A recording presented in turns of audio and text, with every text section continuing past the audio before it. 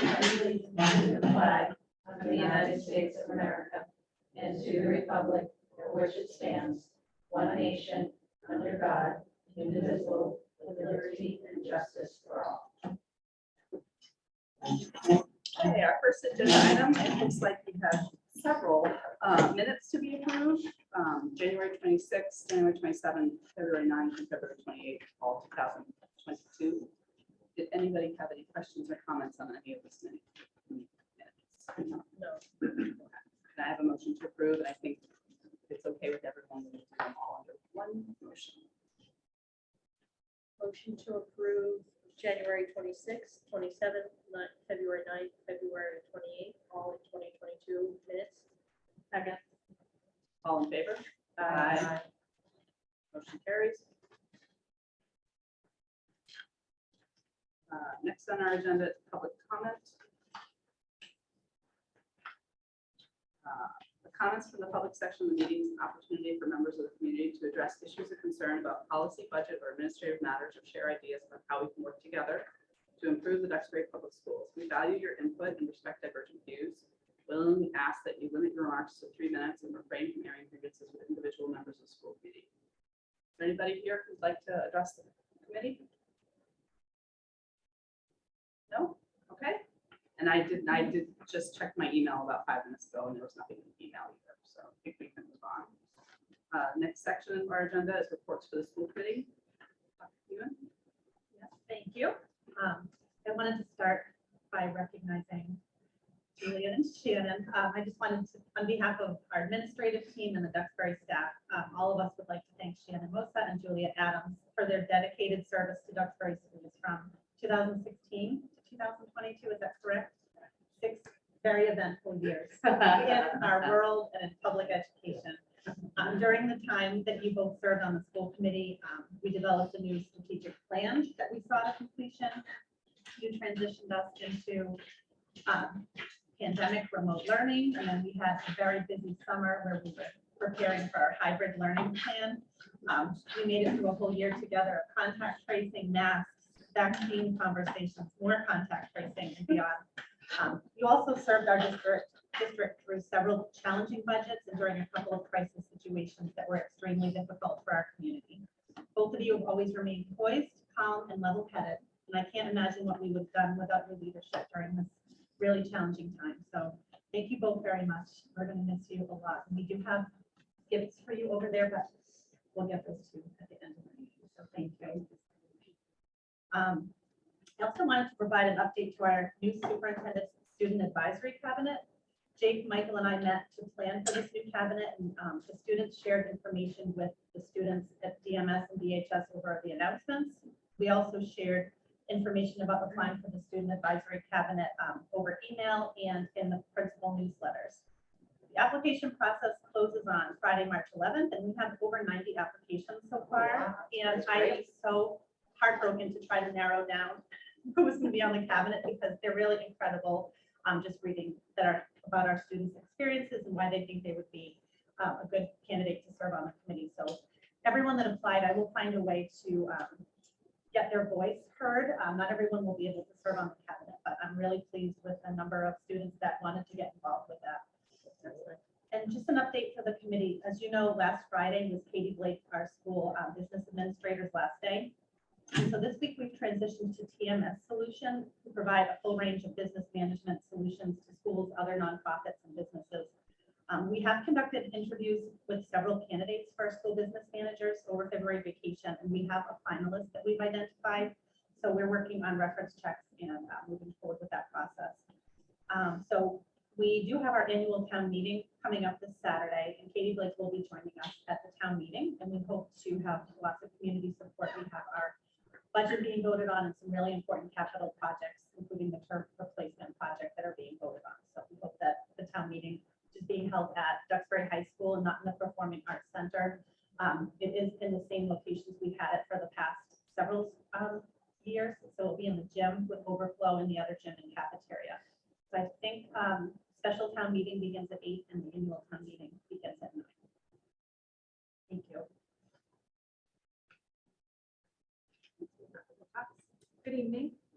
We have our next professional development day on Friday, March 18th, and it is a full day. So our teachers, at the beginning of the day, will be participating in an equity review and reflection. They will also then have choice sessions. So we have different sessions ranging from some of our teachers will be facilitating discussions. We also have MESS Partnerships for Youth who will be offering a workshop on creating trauma-sensitive classrooms, as well as various other choice sessions. And then we have also organized food trucks for the teachers to be able to go out and purchase their lunches if they choose to. And then in the afternoon, we have department-based as well as work with TLA at the elementary level for the full day. I also wanted to share that we have our winter curriculum newsletter focused on professional development. And so that is posted on our website under curriculum and instruction, and it gives more details about the professional development that has taken place this year and what we continue to do. We continue to also work on our tiered focus monitoring data collection. We're in really good shape, and we have all the information in place well ahead of the required submission date. This year, we are in Group B Universal Standards, which address licensure and professional development, parent, student and community engagement, facilities and classroom observations, time on learning, and people access. We also received an email last week that DESE is conducting another curriculum in-use data collection. So this is a new data collection. So this year we have participated in the CRDC. We are also participating in the tiered focus monitoring collection, and now we will also be participating in the curriculum in-use data collection. We have workshops that we will be attending in the upcoming weeks, and the submission will be due in the summer. So we'll be working on it in the spring and throughout the summer, at the beginning of summer.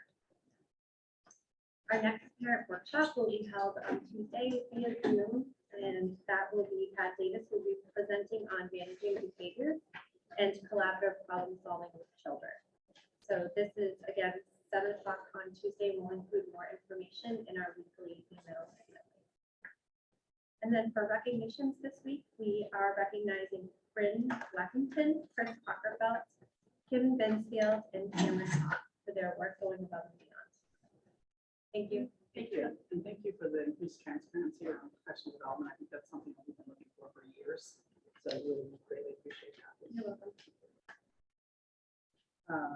Next is Ms. Tucker. Hello. So just a few updates on things to come. There is a CPAC meeting on 3/21. It is a parent-based meeting. It is not a business meeting. So there are no presentations, but we will be doing a presentation with Pilgrim Area Collaborative on April 25th on executive functioning, calm in the chaos. And March 16th at 10:30 a.m. I'm doing the IEP binders for parents. And so new parents will receive an email personally inviting them to come to join this. But again, anybody who wants to learn those tips and tricks are more than welcome. And I just wanted to share very briefly about the special education program evaluation overview. So we are doing we haven't in a while looked at the holistic special education department. So this is underway. We have, her name is Ellen Whittier Harrington. She's an educational consultant, retired people personnel administrator who is meeting with key stakeholders. So that is, actually we've asked Kristen as the school committee liaison to CPAC. We've asked the CPAC board members, principals, team chairs, just to kind of start to see what areas would we like to further investigate? What other areas that we need to dig into so we can create a survey? And we'd like to issue that survey this spring. And then from there, people who are interested in doing the survey, we'd be reaching out to see if people are interested in focus groups come the fall. And then we'll coordinate all of that data to be able to present. And the goals are really to kind of see what is being implemented and how are we able to use this to kind of enhance what we're already doing, what areas we can continue to grow in, and really just to improve outcomes for all students with disabilities. So it also meets a requirement of the TFM, so I don't need to repeat that because that was already mentioned. And we're actually mid-process of a language-based evaluation as well. And so we've started with some program observations, And emails will be going out to language-based parents to see if they'd like to participate in the interview process, and I anticipate that email actually going out tomorrow. So I think that's it in a nutshell. Heather, is that language-based evaluation in conjunction with this special ed, or is that separate? So separate. So we try and do some of those specialized learning communities ongoing, but I happened to come into a really, our name is Nadine Ekstrom, and she does academic discoveries, and she kind of specializes in, particularly in this area. So while I came across her professionally and said, all right, I want you to do this eval, and it happened to just dovetail right in. So she will be interviewing language-based staff on March 18th through part of the professional development time where we're doing some vertical articulation. But parents will be reaching out to parents to see who wants to participate in that piece. Next, we have. Hi, everyone. So I'm late. I went to the senior center by accident. So yeah, that was fun. So I just have a few things tonight, but I really want to touch on the superintendent's advisory cabinet that Dr. Klingman, Michael, and I commissioned. And so those applications are due this Friday, but pretty much what it will consist of will be an advisory cabinet to the superintendent, consisting of students from grades 6 through 12. And currently we have almost, I think, 100 kids have applied. And it would be monthly meetings advising the superintendent and researching topics regarding student wellness or anything from mental health to food menus to, you know, anything that's really going on in the school or topic of interest that we want. And then the student representatives to the school committee would be the co-chairs, the co-presidents of that committee. So Michael and I will be doing that. So I'm very looking forward to that and very excited to see that come into play. And then just something else I wanted to mention was there was recently a Massachusetts Association of School Committees conference for the student representatives. I was supposed to go, but I was not allowed to because there was snow. And my mom would not let me drive, but they did actually email the people that could not go and sent us pretty much everything they went over, and just ways to like improve communication and be like a better student rep to your school committee. And then the Duxbury Student Council will be taking a trip to our first in-person annual Massachusetts Association of Student Councils conference since 2020. And that will be in person at Worcester State University. So that's very exciting. It's the first in 2 years that's in person. And then the National Honor Society is running a food drive this week at the high school. And I think that ends this week. That's all I have. Jake, how many total students are going to be on the superintendent advisory? So it will be 2 kids from each grade. Okay. So 24 approximately.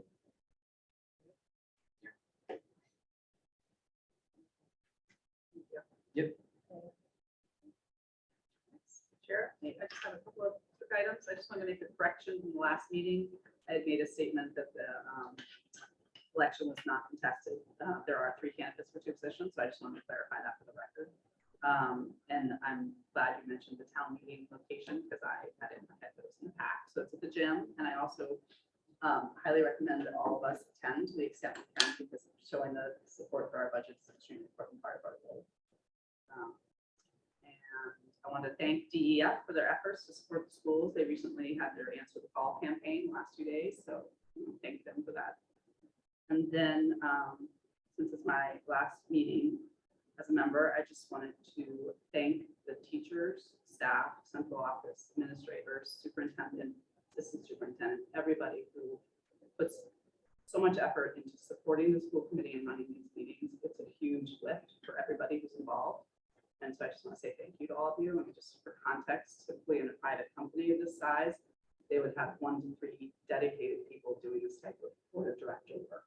So I think it's really important for us to recognize the amount of effort that goes in for everyone in the school district to support the school committee and the work that we do. Thank you, everybody. So with that, we have correspondence and new business.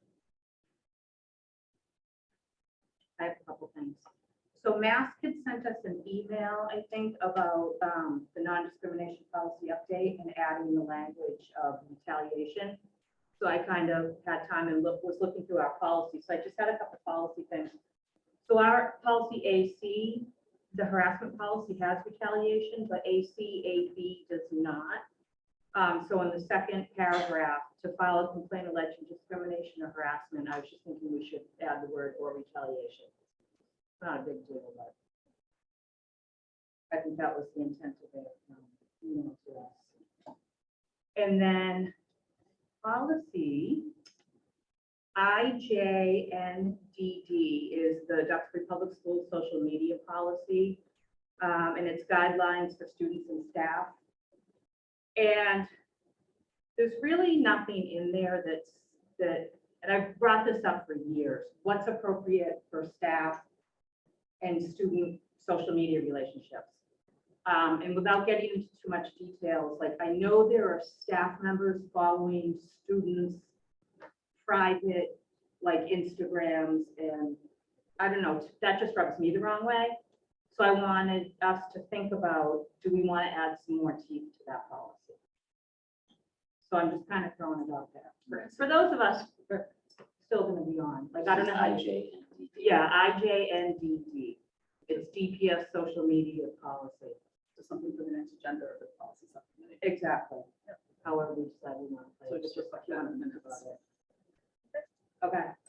And then the last policy, I actually received quite a few questions about, because there's an election coming up, school committee member code of ethics. And somebody asked me to just sort of, there was some questions without getting into too much detail, to remind people that as school committee members, number 3 under our code of ethics, render all decisions based on the available facts and independent judgment, and refuse to surrender that judgment to individuals or special interest groups.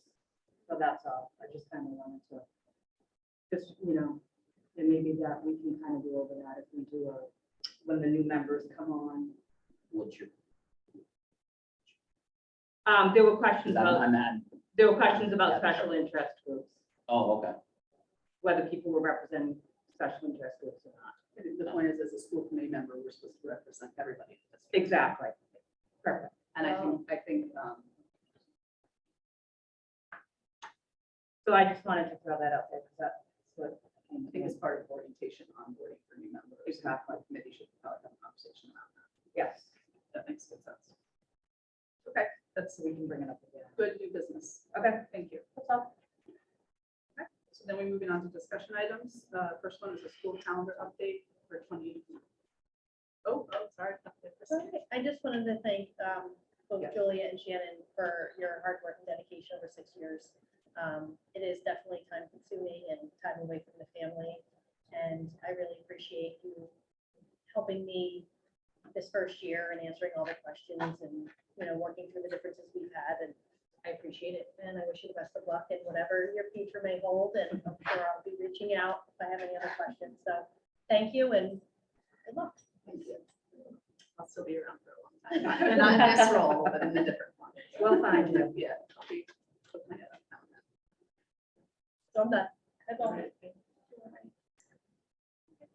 School calendar update, 2022, 2023.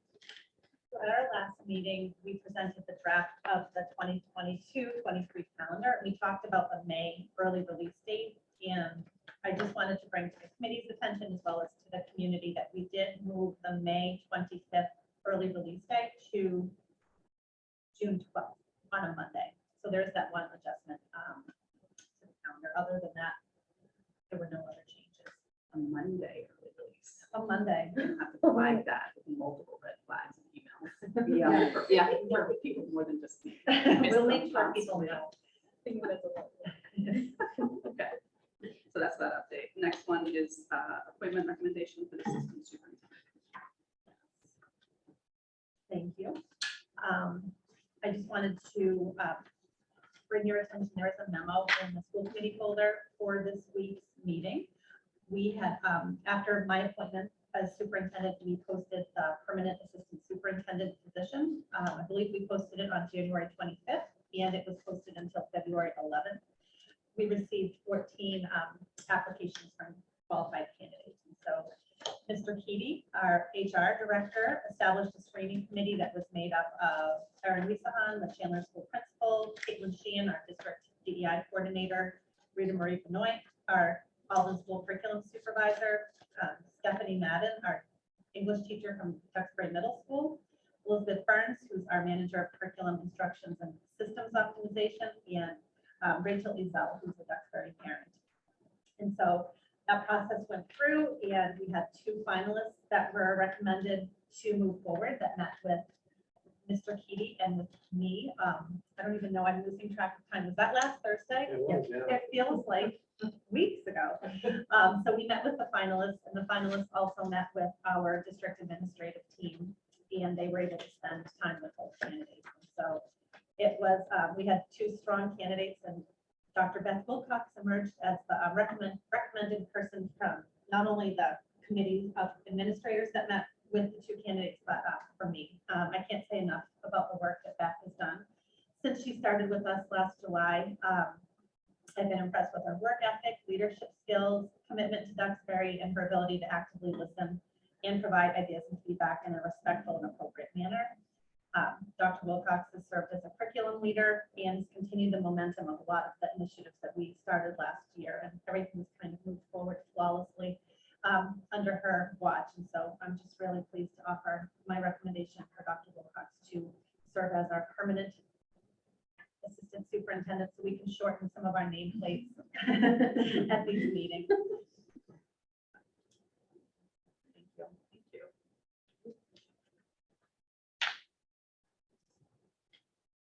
Our next discussion item is a food services presentation by Kelly Cleese. Welcome.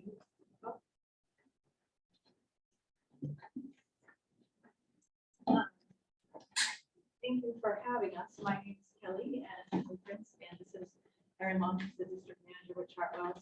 Hello. She's my main support, I guess. Danielle had just asked me to come and just give you an update of the program. Over the last 2 years, it was interesting to reflect on the last 2 years. It's been quite a whirlwind. But just a screen of reminder that, Duxbury Chartwells has been in partnership since 2010. I'm the food service director. I'm also a registered dietitian, and I've worked for Chartwells since 2011. Duxbury maintains oversight of the program, but Chartwells manages the day-to-day operations. We employ the food service staff, we purchase the food and the supplies, we prepare the menu, all the fun stuff. And we offer resources to Duxbury ranging from USDA and state guidelines, regulatory compliance and audits, training, marketing, accounting. We handle the human resources, the culinary, the purchasing, and the operations. So basically you don't have to, so that's the goal. And then this last bullet here came into, it's never been more important to me in the last 2 years, but Chartwells is part of Compass Group, which is the umbrella company, and works in partnership with Foodbuy, and they are the largest food service company in the world and purchasing company in the world. Last 2 years showed me how important that was. They negotiate rebates with vendors for purchasing in volume that we do every week, and then those rebates are directly passed on to Duxbury Public Schools. So in the end, you save money with that. Talking about some compliance, we can help take care of meal pattern identification and training. We do training around the breakfast and lunch meal patterns, not only for myself, obviously, we have to make sure we're maintaining all the legality of the program, but also to my staff, to train my staff on what that means. Some training involved in offer versus serve, believe it or not, what to offer the students versus what they have to take, what they don't have to take. And then just some tools that we use to ensure that we're maintaining all compliance at all levels. We have a program called Nutrition. That's how I build my menus. A little snapshot of it there. And what that program does is it helps me to make sure that I'm hitting all the guidelines from the federal state level. And then it pushes out to NutriSlice, which is the app that parents use. That's what you go to when you look at the menu. So if you click on the next slide. So we have digital menus. We've had this program for a couple of years now. It's very interactive. A parent can go there, see what's happening in real time. You can click on the items and it can give you the nutritional breakdown. You can filter it for food allergies, which is really important. It's a great little tool, and I find that every year they actually update and improve it every year. So it's been good all around. I do know the parents are using it because if there's a glitch or something happens, I get phone calls. So that's a good thing. Compliance assurance, reporting and training. Again, the meal pattern, which we talked about. But I do all the claiming and reporting up to the state level, depending on how many meals that we're serving for the day, the week, the month, the year. We do extensive allergen training with my staff in general. It seems like the allergy part is always changing, and it's always important to keep updating people on that. We help with the state admin review. We actually have that coming up in 3 weeks. And then Katie Blake and I just went through the procurement review last week before she headed out the door. And it was, we did really well on it. And it was very informative. And it was our first time going through that procurement review because it's somewhat new at the state level. But it was good to work with her on that. We deal with all the wage and hourly labor, all the human resources, and then just anything related to safety, OSHA reporting, workers' comp. So it's funny, when I was making this slide, I had a little bit of PTSD going through this. Last 2 years, what have we been up to? I can honestly say in the last 2 years of my career, I think we went through every level of service ever known, and to have done to get the food out to the students. So it's been quite an undertaking, but the staff is wonderful, they're resilient. So in that first year, 2 years ago in March, we closed the doors on Friday, and then Monday morning we were serving emergency meals to the families of Duxbury that needed it. So we did that twice a week throughout the pandemic. And we did just over 11,000 meals total of emergency meals, both breakfast and lunch, to the Duxbury families in the base. And that was actually not that it was great that we had to do that. It was terrible circumstances, but it was good to get to know those families on a one-on-one basis. And even in towns like Duxbury, where you don't think about that there's a need, there was some significant need there, and it was great to be able to meet those needs. And then Chartwells as a whole, we had millions and millions of meals that were served. I think we hit like a 2 million mark at one point across the country with emergency meals, but every community has its own dynamic and needs. And like Kelly said, we were just glad that we were able to do that for all the families and the kids. So we got through that year, and then we moved to last year where each grade level, each elementary, middle school, high school had a different level of service. So at elementary schools, we were able to create a pre-ordering system in the classrooms so that the kids were in the classrooms, as you all know. And then we got those orders daily. We were able to prepare the food. The thing that was new for us, we had to package all the food up, get it delivered to the classrooms in time, and we delivered to 60 classrooms every single day. So that was a feat, but we got it done, and we, just like everything else, resilience of the teacher, you do what you have to do. And at the middle school, we had a little bit of different service where those students stayed in their team areas. So we kind of, again, developed a system for them to order via Google Forms in the morning. We got the orders, we prepared the meals, brought them up to the team areas so that they stayed in their little bubble. And that's how we served for quite a while for them last year. And then at the high school, we had some sense of normalcy, kind of. They came to the CAF in order to just keep the kids spread out as much as possible. We had like stations in the main hallways, in the cafeteria, in the breadboard area, every which way that we could get them. So we would bag those lunches up. The kids would just kind of come by and grab them. And we did that for quite a while. Kelly, did that take extra staff or was it just with who you had? Well, it's funny because I have a slide on that too. It normally would take extra staff. I have been short staffed throughout that whole thing. So I can't say enough about the staff.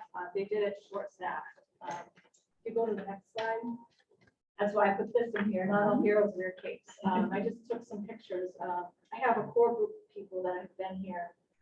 And I cannot speak highly enough of the resiliency that they had. They came in at a time where we didn't know what was going on. They didn't know if we were sick. But they knew they had to get the job done, and they did. They worked so hard. And I changed things up, as the virus evolved and as, the planning evolved, we had to mix it up. And it was difficult at times, but they were and still remain so resilient. And it's funny, we were just talking the other day, I think they had to be so on their game throughout these 2 years. Now that things are kind of relaxing back to normal, I think they're feeling the fatigue now. They're starting to, I can see it. And whereas, I think people have had fatigue over the last 2 years, we've had a little room to breathe now. And I think it's almost like PTSD. They're just like, they're really kind of drained and they're looking forward to it. Some put it that way. And I would say I'm seeing the same kind of phenomena in a lot of school districts. I work with 12 school districts in Massachusetts, and universally across the board, the food service staff have just been phenomenal. I kind of liken them to almost like firefighters, like where everybody was going this way, they were going in. They were going into the buildings and serving food and being there with masks on, and we were kind of building the plane as we were flying it. It was kind of an incredible feat, and the fact that they were so positive and flexible, because I had a spreadsheet at one point just trying to track all the different nuances and service methods and circumstances in the districts that I work with, and I lost my mind after a while, because it was changing almost weekly, and I'm like, okay, I thought I could have this nailed down and track it, but it's just so circumstantial everywhere. So kudos to the staff and to Kelly and all my team. I couldn't be more proud. They are amazing. I just steer the ship and they do it. So amazing.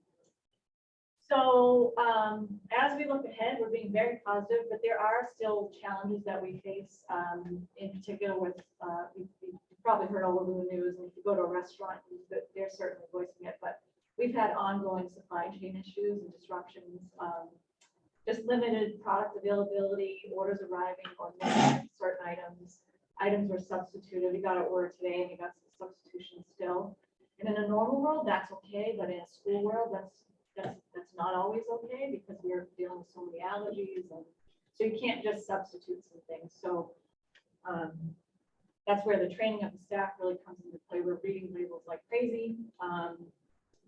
And then just going back to that first slide of being part of Compass Group, I think that even though we are experiencing some of these things, it's gotten a lot better.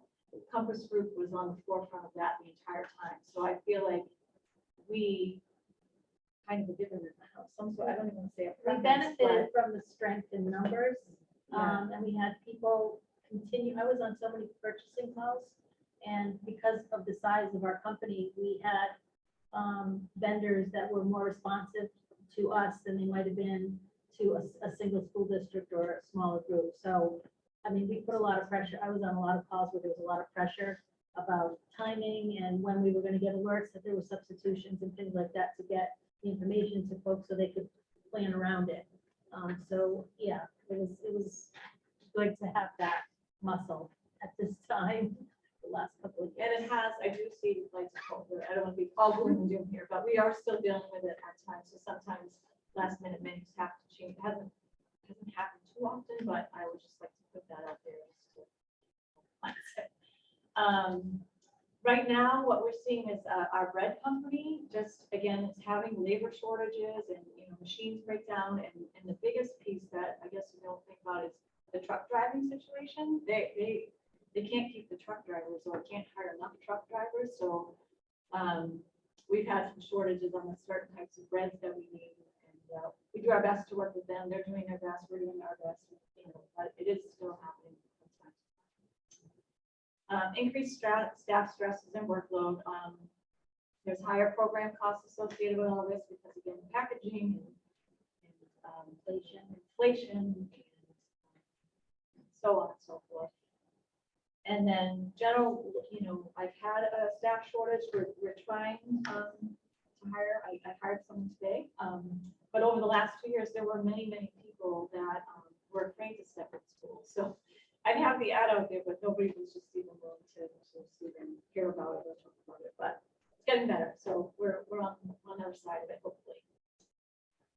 On top of all that, some history just on the meal counts. I'm sure you all know that right now we are universal free. All lunches are free, no breakfast are free this year. And I went back to 2018 just to kind of look at our numbers in terms of how the pandemic affected us and then where we're going with it.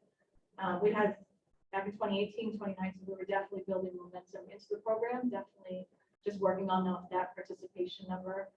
And these reimbursable meals are, these numbers over on the right we are only allowed to bring like 1 meal per student. We're definitely doing more meals than these because some students, especially at the high school level, are purchasing more than, or getting more than one meal. But these are just the reimbursable claimable meals. You can see in 2020, because we shut down right in March, that significantly, everyone was remote for the remainder of the year. So it's almost 3 months. That really affected the program. And then 2021, we had students back, but they were only at 50% capacity on any given day. So that's why you see that 506 number. If you double that, that's really what we were then at as far as participation. And then this year, obviously, everyone's back and our numbers are trending up. So this is at the number at the end of February. I'd say we're closer to 1,400 meals a day now. The good news in all this pandemic is that, and also that the meals are free. It's brought more kids into the CAP to try it. Because it's free, I always say, I'm out there saying, just try it. If you don't like it, you don't have to, So a lot, on all grade levels, we've seen more kids come in and try the meals. And it's been really positive. That's a good thing. Percent participation with regard to the average daily attendance. Pre-pandemic, February 2019, compared to February now. As you can see, Chandler and Alden's almost double its participation. And this is all with while enrollment has gone down. So this is all very good news. Alden is make that at lunch. It's very cool and popular to go through the lunch line. So I think that this should carry. My personal opinion will be that this should carry into the years coming forward, even if they're not free moving forward. I think more students have been exposed to lunch, and I think I've seen a lot of positive feedback from that. So it'll be interesting to see, but I think the trend's going to continue this way, which is more participation is always the goal, and it's helpful for the bottom line, as you can see. Again, just giving a quick history from, we were building momentum 2017 to 2019. As you can see, our lunch meal counts had increased drastically. Again, also with decreased enrollment. So that, we were really campaigning for the program. We were really trying to get the kids in, and what we were doing was working. And then the pandemic hit, as you can see. And, again, we were trending in the right way for 2020 until March. And then obviously, being out of school, that hits the program. And then last year, we had, again, 50% of the students were in at a time. And then on Wednesdays, they were remote on Wednesdays. So there was no lunch on Wednesdays throughout most of the year. So as you can see, the program took a hit with that. In addition to that, the a la carte meals, because the kids were in the classroom and not necessarily in the cafeteria, et cetera, really just impacted the program. As you can see, I've never taken a loss in my time, not just here, but in general. So obviously, there's reason for that. And then this last column is the financials up until the end of February this year. As you can see, we're very healthy. There's a couple things going on there. The participation has increased drastically, which always helps, but also the reimbursement rates from the state and the government has Increased about 25%. So in addition to allowing all students across the country to have free meals this year, federal government, sanctioned that. They also increased the reimbursement rate quite a bit to the summer food service program rate. So that rate in the summer, when you have a summer program, is pretty high. It's $4.65 for lunch. But unfortunately, as Kelly alluded to earlier, we just found out today, I mean, talking about this and the benefit that it brings to districts to have kids eating meals and not have to pay, and mom and dad not having to pack lunches. Unfortunately, it was not part of the bill that was submitted. And so next year, looks like no free meals will continue. And the rates will go back to the way they were pre-pandemic with paid free reduced. So we're going to be looking at programs that are pre-pandemic again, probably for next year. Cut off the press today. Yeah. Okay, moving forward, if there is such a thing as normalcy, but we're being positive here. So I think that once we kind of catch our breath a little bit, they can slow down. The hope is to go back to the programs that we were rolling out pre-pandemic. So Mood Boost is a program at the elementary and the middle school level. We will highlight menu items and for the little guys and just, make it colorful and what that vegetable is going to do, what vitamins and nutrients it's going to bring to you. So just some teaching lessons there. The next slide will be middle school, more about how eating certain foods are going to affect how you're feeling. So we'll be rolling that back out again. We had just started that literally the week that we shut down. So we hope to just pick that back up because it's a fun program. And then student choice at the high school level, we had run 2 rounds of student choice pre-pandemic. And that's just a fun little exercise where, we will try new menu items. We will have a taste test and we have the students vote on which one they'd like to see on the menu. So usually that generates so much fun. They vote via text and they can see the result right up on the screen. And, we give away free samples and it's more fun back to our day, hopefully. And then just moving forward, this slide, I don't know if you're interested in or not, but just what is the USDA looking for beyond nutrition standards? Obviously, understandably, kind of took a halt as we were just pandemic feeding and just trying to get food, to the kids. But the main point here is, the USDA is really focused on dwindling down sodium levels in the meals. And they, from 2012, when these new guidelines took place, they had introduced it in a tiered step down level because sodium is a tricky one. It sounds like it's easy just to cut it out, but sodium adds up really quickly. So they hope to be back on track with that. So we will follow those guidelines when we have to, and we will. And then just some whole grain guidelines in general. Back 2012, they proposed 100% everything whole grain. And the kids had something to say about that. Moving forward over the years, they've learned a little bit. So they're flexing just a little bit with the whole grain, just giving us a little leeway moving forward, hopefully. And then milk is always, so instead of, their prior rule has been that if you're going to offer flavored milk, it has to be fat-free. They're going to now allow 1% flavored fat-free, 1% milk for flavored milk. So not a lot of change here, but just thought I'd mention that. That's what's on the USDA's mind. Do you offer any milk alternatives like almond or oat or?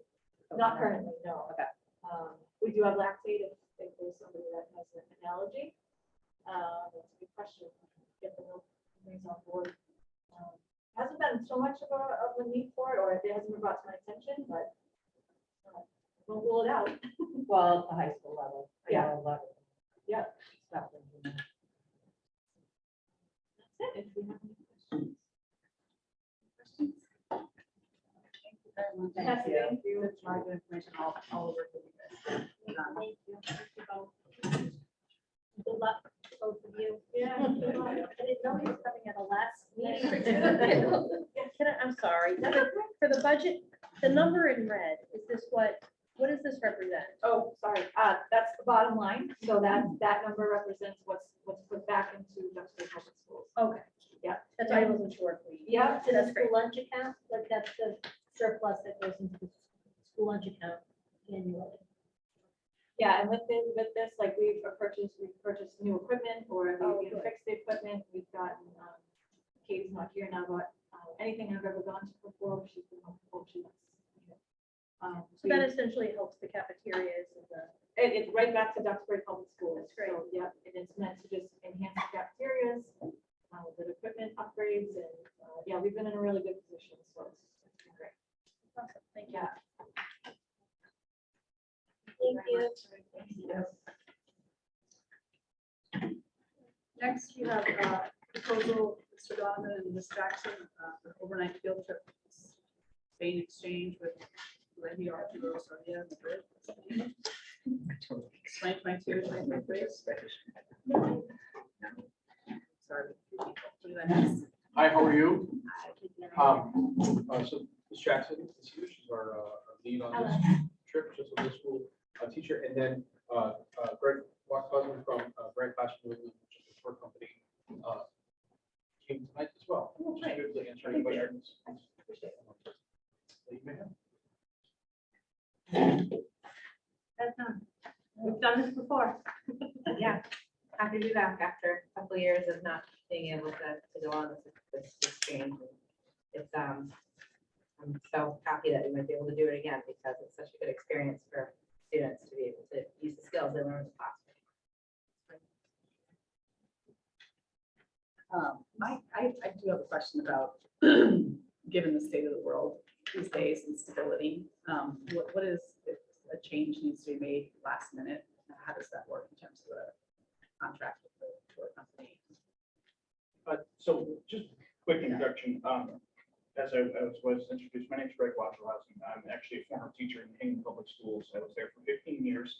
I began running trips with Grand Classroom as a teacher client. I still run trips there. I left the classroom and now I provide support for a lot of teachers in the area, public and private schools, with these from local destinations to international travel like this. And it's been quite a couple of years in the industry, but travel is back and it's going very well. We have a lot of trips going out this year. The month of March is busier than ever in company history, and international is coming back as well. So in regard to last minute changes, we have learned so much to how to best serve schools that need that extra support. And that's part of my job, is to work in real time with the program, both in the preparation with the parents and the students and the teachers through the whole process to be on call for this. Like I'm doing in Hingham, like I'm doing in Cohasset, like I'm doing in Braintree with their Europe trips that are getting ready to go next year as well. So these are happening. There is support. What we've outlined here in the, I use the term contract lightly because this is, individual student participation, but we've really outlined all the parameters for this trip to be able to leave, say, this April. And then we think as programming goes along and as the world continues to open up, the protocols will be easier and easier as we progress down. Now, what have we learned in the last couple of years? Do not bet on anything. So that's what we're actively here to support, is through that. If for any circumstance, the trip is not able to happen, the first thing we would do is work in partnership to try to reschedule for a time that's more appropriate. And then, of course, we go into any cancellation policies as need be. And believe me, we've gotten very good at supporting our schools through that. We are a small business. The company is based down in Charlottesville, Virginia. And I am the representative that works through schools all throughout New England. And I went from this wonderful job of being a tour guide and a teacher consultant and an educator to being a customer service specialist and making sure that families are happy with everything we went through in these last couple of years. And I advocate for my own student travel as a client. So when it comes down to trip changes, last minute alterations and whatnot, it's my job to work for you on behalf of, with the company and with our partners in Europe to make sure you have everything up to date. And if there are changes that need to be made, you have an on-call person. Obviously, it's impossible to forecast, but it's coming back. It's happening. And included in the cost is the max insurance policy, which creates the flexibility for parents to really for the school district to be able to change, I forget the number of months out to make a substantial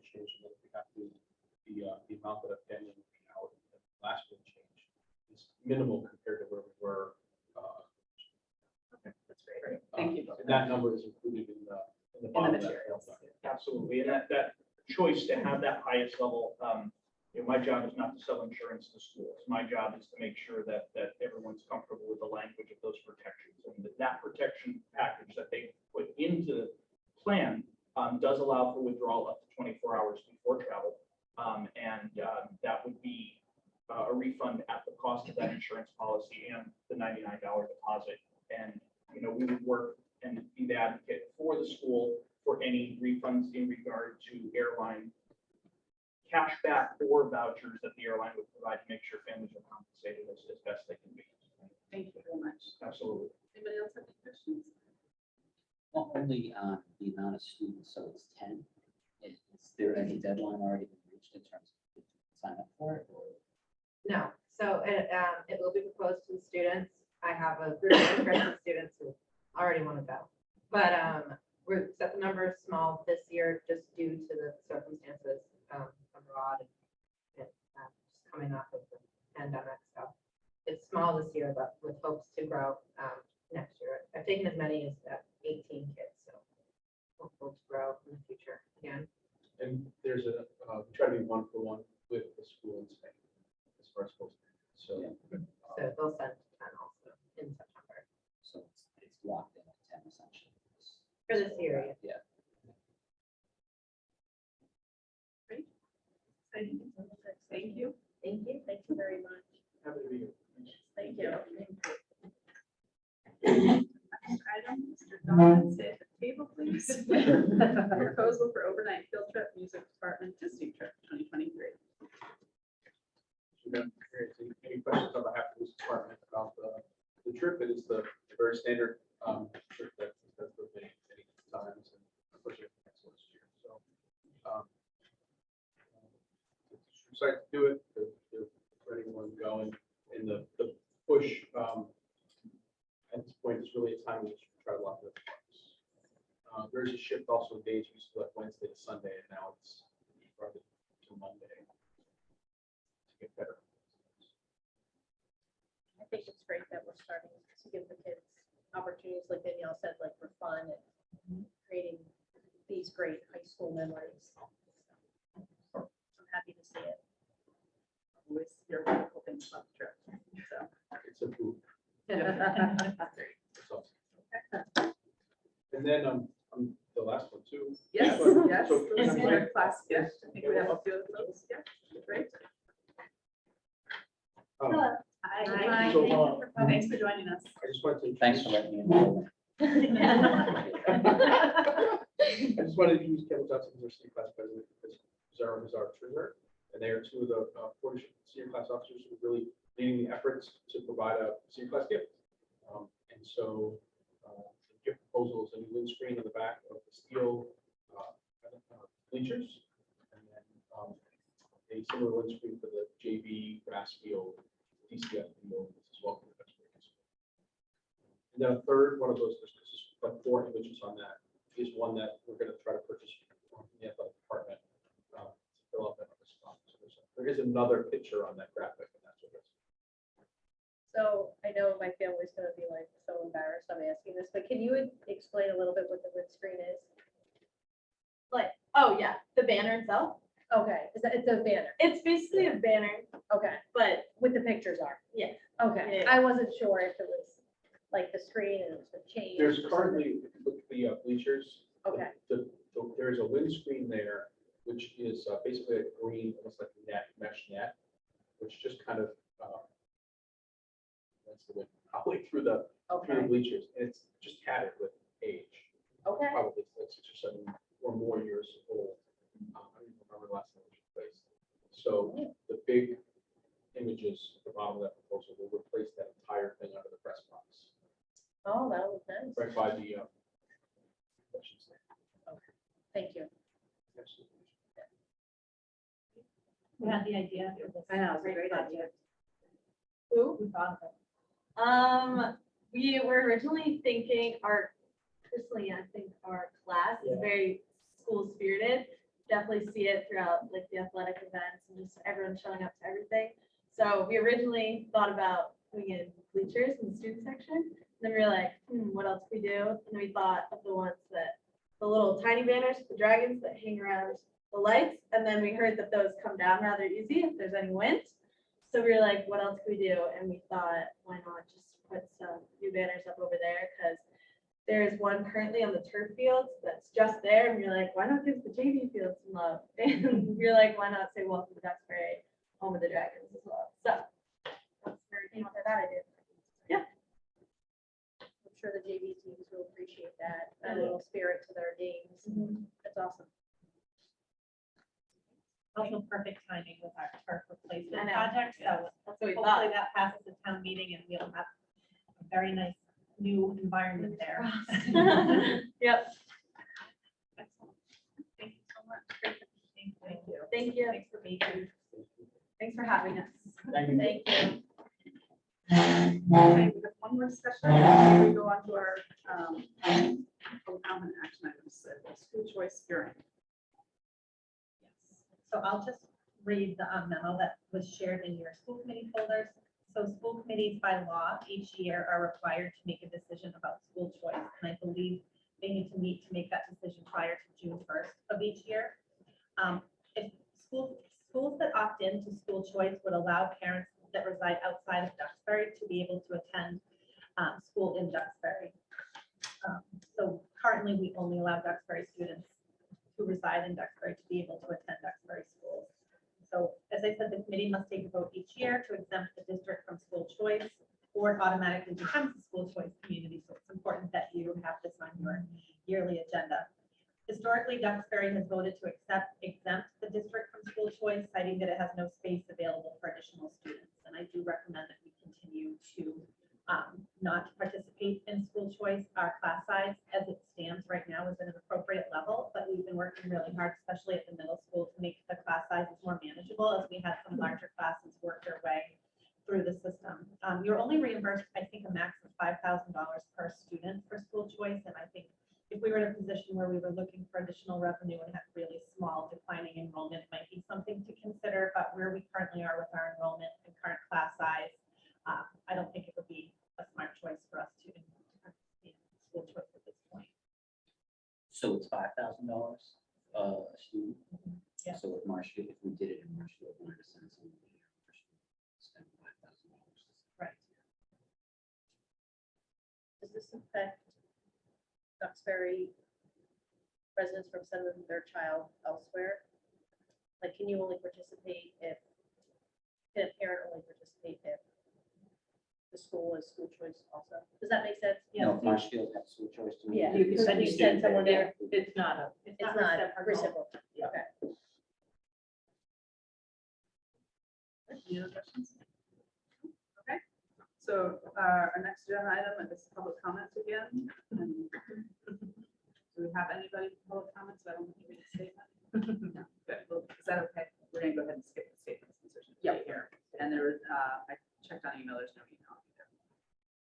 Okay, so we're moving on to action items. First item is a vote to approve the superintendent contract that's been negotiated in executive session, and the document itself has been shared with all committee members. And so typically, it's not a public document until after we vote to approve it, so we don't talk about the details before we vote. And basically, we do a motion to approve a 3-year contract with the superintendent as presented in the document to the school committee members.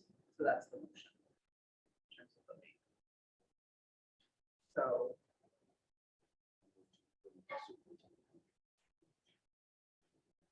Yes, second. Excellent. All.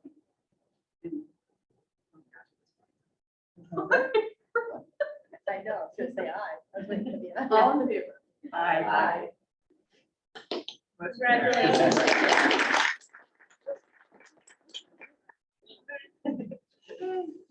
Well, congratulations. Very excited. Excellent. Okay. Our next vote is to approve the recommendation for the assistant superintendent of schools.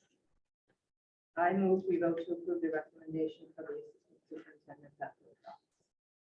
Second. May I ask a question? Is that also the 3-year term? Yes.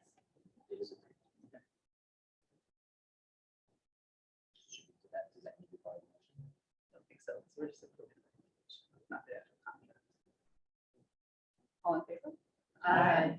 Motion carries. Applaud for the school, for the field trips. Maybe. The most right. If you want. The next item is about to approve the overnight field trip to Spain exchange. Madrid, Spain, 2022. Yeah, I motion to approve the overnight field trip to Spain exchange. Oh, geez. Do I have to say the last part? That's why I skipped it. See you. Felicia. With CAS, Madrid, Spain, 2022, 2023. All in favor? Aye. Motion carries. Next is vote to approve overnight field trip, music department Disney trip 2023. So moved. Second. All in favor? Aye. Vote to approve the senior class gift. Motion to approve the senior class gift. All in favor? Aye. Motion carries. And last, vote to exempt Bexbury Public Schools from school choice. We exempt Bexbury Public Schools from school choice for the 22-23 school year. All in favor? Aye. Motion carries. And so with that, get a motion to adjourn, please. Move to adjourn. Second. All in favor? Aye. Have a good evening, everyone. Thank you.